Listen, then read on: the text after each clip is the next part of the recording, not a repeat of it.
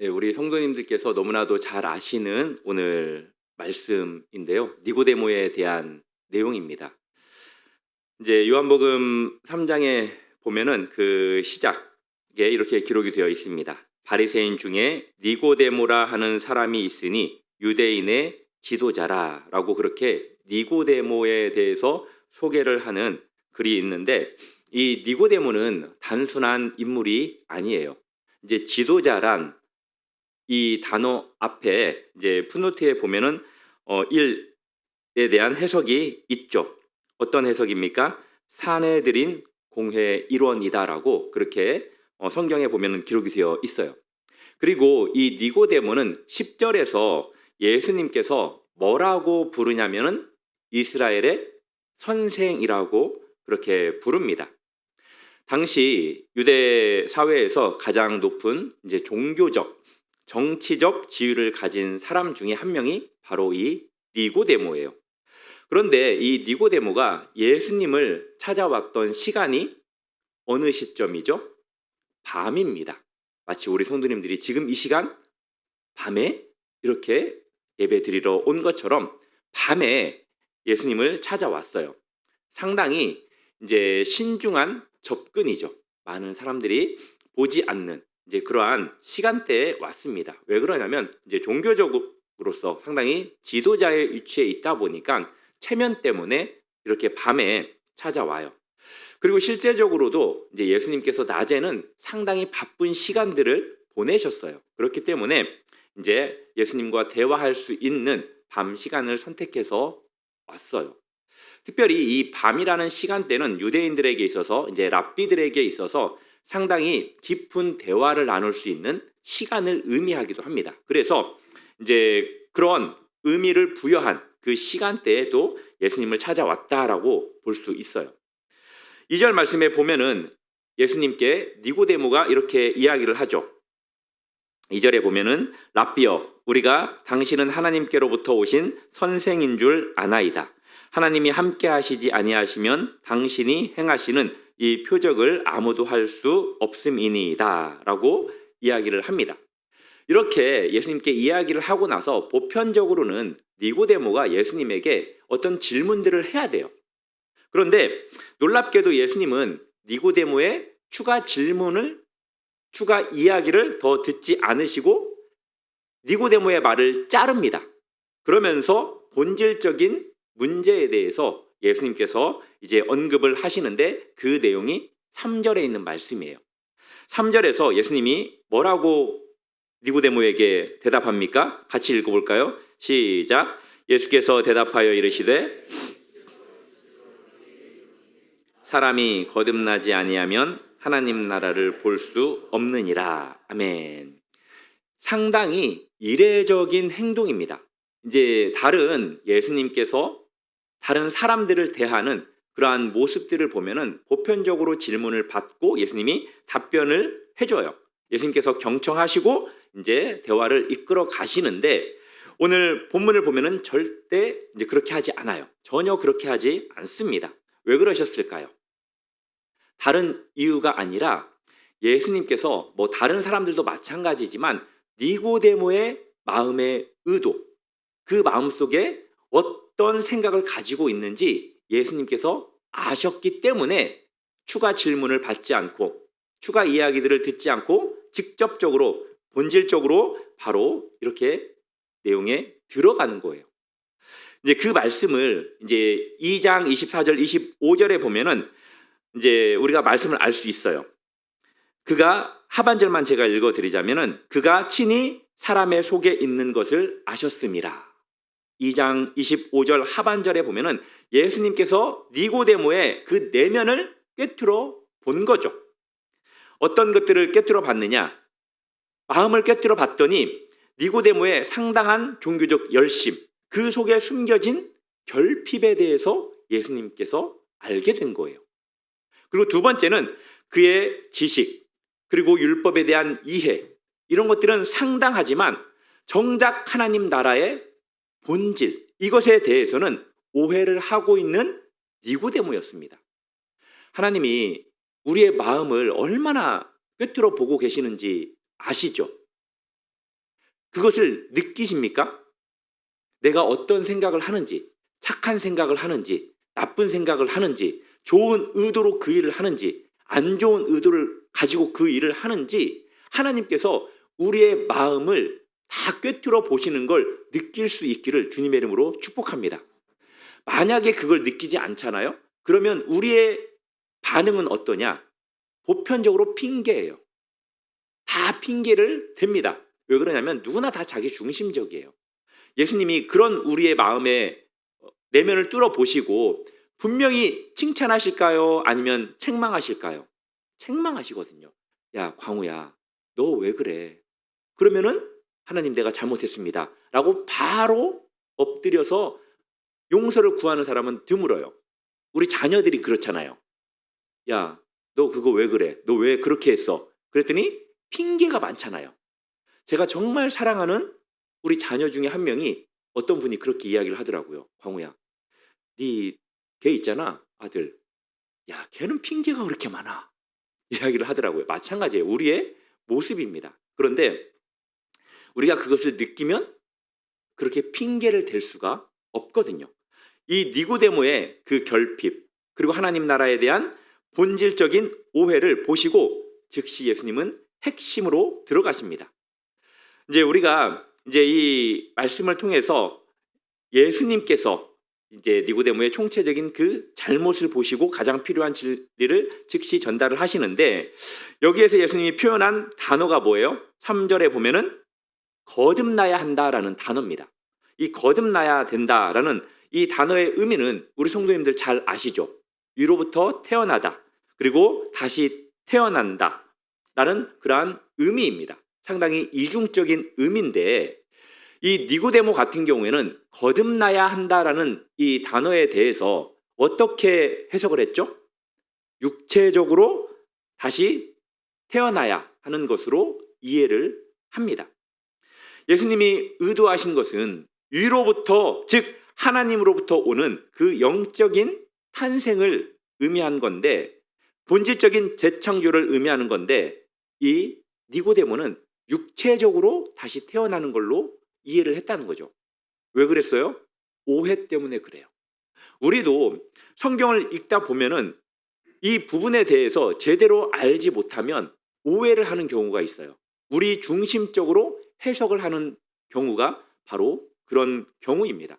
그리고 우리가 수없이 많은 그 설교들을 들었지만, 또 수없이 많이 성경들을 읽었지만 상당히 오해하고 있는 그러한 부분들이 많이 있어요. 그러다 보니까 우리가 흔들리는 경우가 왕왕 있습니다. 예수님은 이어서 이제 설명을 하는데요. 5절 6절에 보면은 사람이 물과 성령으로 나지 아니하면 하나님의 나라에 들어갈 수 없느니라. 육으로 난 것은 육이요 영으로 난 것은 영이다라고 하시면서 육과 영에 대해서 이야기를 하십니다. 여기에서 보면은 물과 이제 성령이라는 단어가 나와요. 여기에서 이제 물은 보편적으로 신학자들이 회개와 세례를 의미합니다. 그리고 이제 성령은 새 생명을 주시는 하나님의 사역으로 그렇게 이제 이야기를 하는 거예요. 신학자 중에 알렌 랭포드라는 신학자가 있어요. 이 신학자가 어떻게 이야기를 했냐면 이렇게 이야기를 했습니다. 같이 한번 읽어볼까요? 시작. 거듭남은 하나님의 은혜로운 역사로서 죄인이 예수 그리스도를 믿음으로 말미암아 하나님의 영적 가족의 일원이 되는 초자연적인 사건이다. 아멘. 이 거듭난다라는 것은 이제 하나님의 영적 가족의 일원이 되는 것을 의미하는 거예요. 어디 안에서? 그리스도 안에서. 그리스도를 믿는 그 믿음 안에서 그렇게 된다는 거예요. 이제 니고데모의 문제가 뭐냐? 탁월한 지성인이었지만 하나님의 일을 제대로 이해하지 못했다라는 게 니고데모의 가장 큰 문제점이에요. 사도 바울은 고린도전서 2장 14절에서 이렇게 말씀하셨습니다. 같이 읽어보겠습니다. 시작. 육에 속한 사람은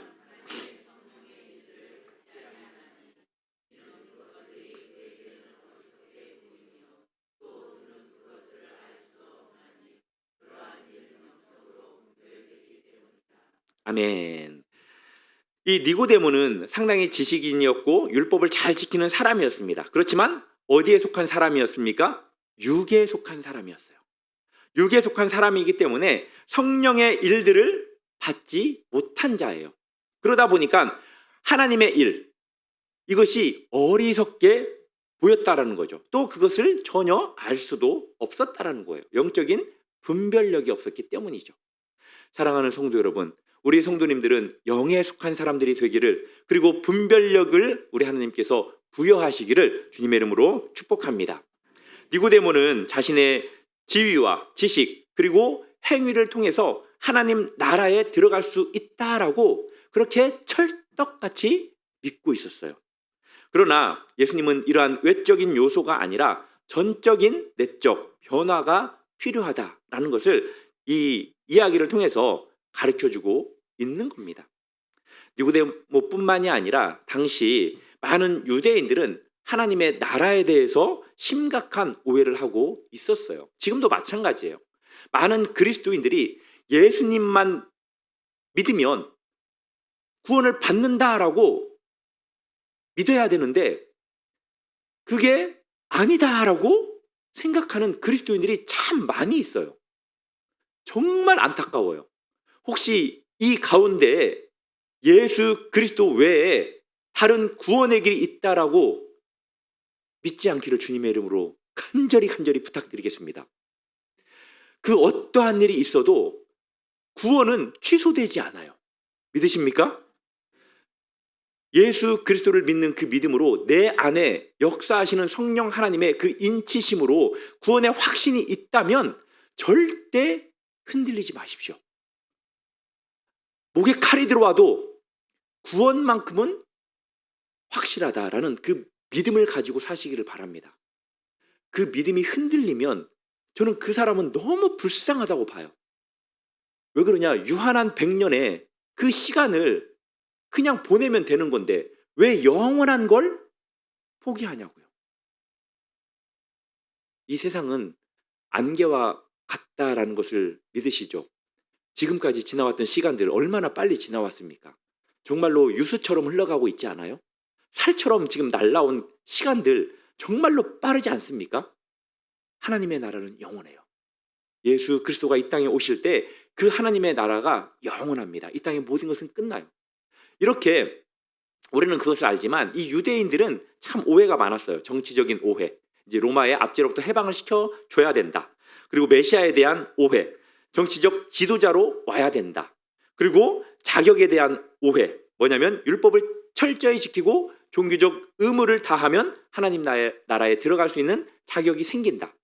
뭐 면죄부처럼 돈을 주면은 구원을 살 수 있는 그런 게 아니라는 거예요. 쉽게 말하면 이제 외적 왕국에 대한 오해, 지리적, 물리적으로 이제 어떤 영역 안에 있는 것이 하나님의 나라다라고 그렇게 오해를 했는데 하나님의 나라는 위로부터 오는 것이다라고 예수님께서 그들의 오해를 바로잡아 주고 있는 것을 보게 됩니다.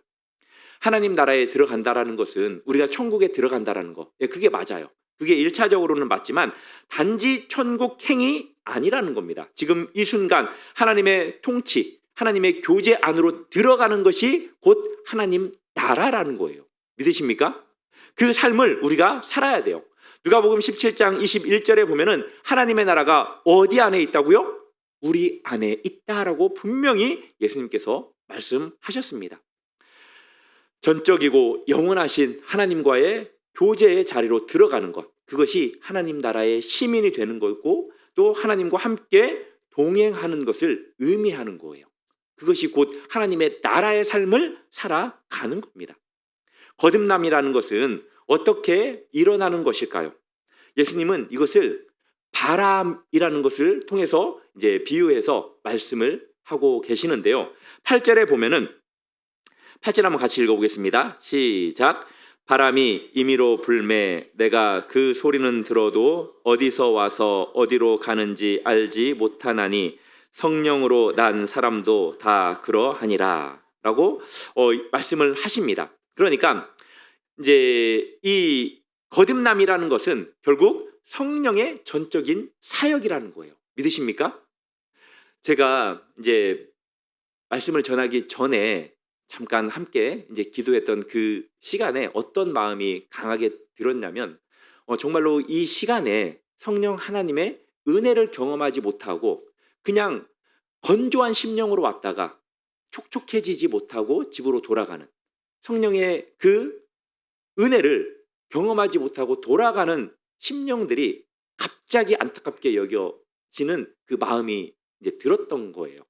예, 그래서 그저 왔다 그저 가는 분이 없었으면 하는 마음이 컸었고요. 또 하나는 이 자리가 얼마나 귀한 자리인지 알고 온 하나님께서 사랑하시는 우리 성도님들을 더 많이 사랑해 주기를 바라는 마음과 함께 이 자리가 얼마나 귀한지 모르는 그 분들이 이 자리에 올 수 있기를 바라는 이제 그러한 여러 가지 생각들이 막 이렇게 좀 들었었습니다. 사랑하는 성도 여러분, 이 시간이 성령 하나님께서 우리 성도님들을 만져주시는 시간이 되기를 주님의 이름으로 축복합니다.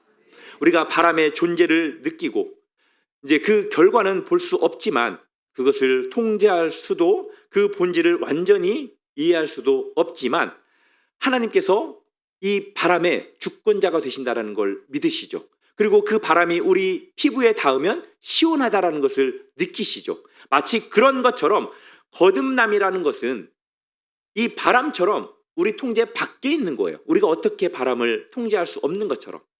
그런 것처럼 거듭남이라는 것은 하나님의 절대적인 역사의 주권이라는 겁니다. 믿으십니까?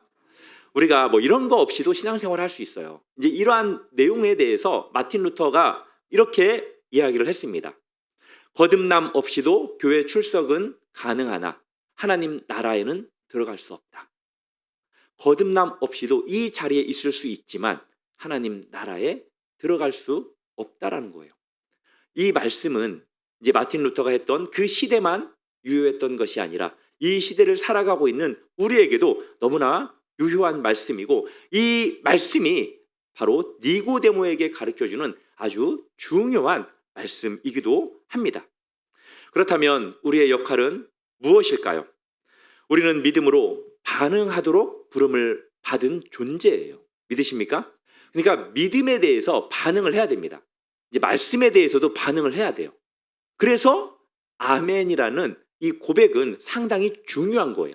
목소리를 내서 해주면 좋겠지만 목소리를 내지 않더라도 속으로라도 말씀이 믿어지면 반응을 아멘으로 하셔야 된다는 거예요. 뭐 그래도 우리는 크게 하기는 힘들죠. 네, 이제 예수님은 이제 14절, 15절에 보면은 이제 민수기 21장의 사건을 인용해서 말씀을 하시거든요.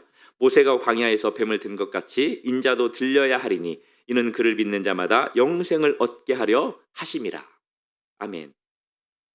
어떤 사건인지는 아시잖아요. 이스라엘 백성들이 광야에서 하나님 앞에 불만 불평을 하다 보니까 하나님께서 이제 뱀을 보내 가지고 이스라엘 백성들을 이제 물어서 이제 그 독에 의해서 죽어가는 그 상황에 하나님께서 그들을 구원하기 위해서 모세에게 놋뱀을 만들어서 높이 달아서 그 놋뱀을 보는 자마다 이제 구원을 얻게 하는 이제 그러한 내용인데, 이제 그 내용은 결국 예수 그리스도, 이제 그분의 그 십자가에 달리신 예수님을 보고 믿을 때 영생을 얻게 해주신다라는 그 예표가 이제 그 민수기 21장의 사건이잖아요.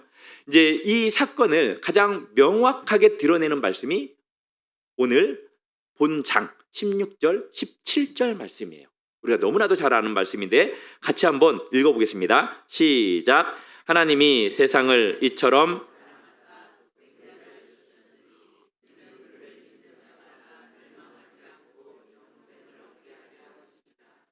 하나님이 그 아들을 세상에 보내신 것은 세상을 심판하려 하심이 아니요 그로 말미암아 세상이 구원을 받게 하려 하심이라. 아멘. 그 독생자 되시는 예수 그리스도를 믿는 우리들을 사도 바울은 어떻게 고린도후서에서 표현을 했냐면, 누구든지 그리스도 예수 안에 있으면 새로운 피조물이라. 이전 것은 지나갔으니 보라 새 것이 되었도다. 믿으십니까? 거듭남은 그리스도 안에서 이루어지는 새로운 창조예요. 그런데 왜 많은 사람들은 빛 되시는, 우리의 구원자 되시는 그 예수님을 거부하는 걸까요? 19절, 20절에 보면은 이렇게 기록이 되어 있습니다. 그 정죄는 이것이니 곧 빛이 세상에 왔으되 사람들이 자기 행위가 악함으로 빛보다 어둠을 더 사랑한 것이니라. 20절 같이 읽겠습니다. 시작.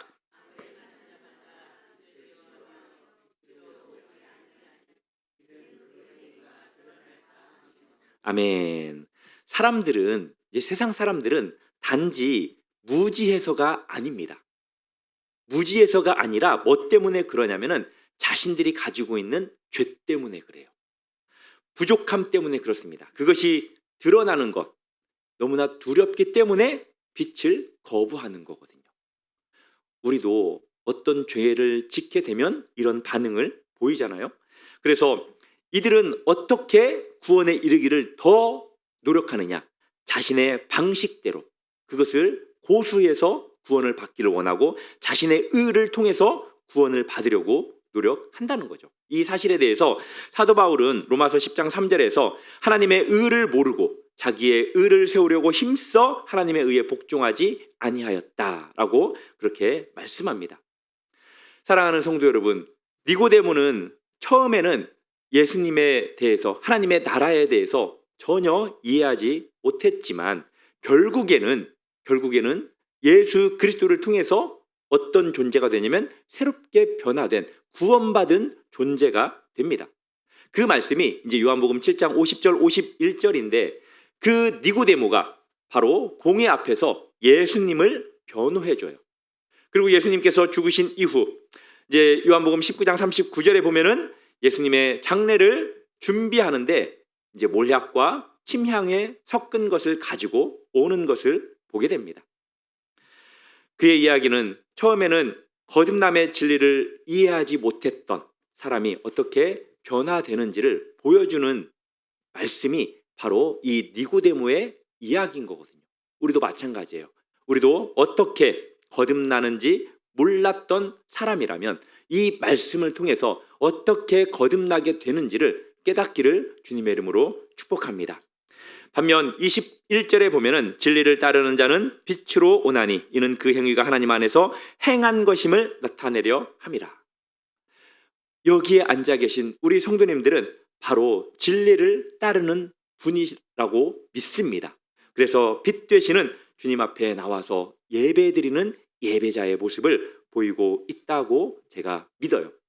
사랑하는 성도 여러분, 우리는 계속해서 우리의 한계를 인정해야 됩니다. 그리고 하나님의 은혜를 받아들여야 돼요. 그리고 그리스도 안에서 새로운 삶을 살도록 계속해서 노력해야 할 것입니다. 예수 그리스도를 믿고 성령의 역사로 하나님의 나라의 참 시민이 된 우리들은 하나님 나라에 들어가기 위해서 필요한 거듭남을 받았던 사람이다라는 사실을 기억하시기를 바랍니다. 거듭남은 선택이 아니라 필수예요. 하나님 나라에 들어가는 열쇠가 바로 거듭남이에요. 수많은 열쇠들이 있지만 맞는 열쇠는 하나잖아요. 맞는 키가 아닌 이상. 그런 것처럼 하나님 나라에 들어가는 열쇠 중에 열쇠는 거듭남이에요. 거듭나지 않으신 분은 거듭나기를 주님의 이름으로 축복하고 거듭난 분들은 더욱더 주님께서 기뻐하는 삶을 살아가기를 주님의 이름으로 축복합니다. 예수님은 니고데모에게 진실로 진실로라고 그렇게 강조하면서 이 진리의 말씀을 선언하는 것을 보게 됩니다. 왜 그러냐면 타협할 수 없는 영적 원칙이기 때문이에요. 거듭남은 단순한 종교적 의식이나 도덕적 개선이 아니라 그리스도를 통한 근본적 변화예요. 바로 이것이 예수님께서 이 땅에 오신 이유시고 십자가에 달리신 목적입니다. 오늘 성령님께 우리의 마음을 열고 하나님의 새 생명을 받은 자로서 하나님을 깊이 찬양하고 또 하나님께 우리의 소원들을 아뢰고 나라와 민족을 그리고 열방을 위해서 또 기도하는 우리 성도님들 될 수 있기를 주님의 이름으로 축복합니다.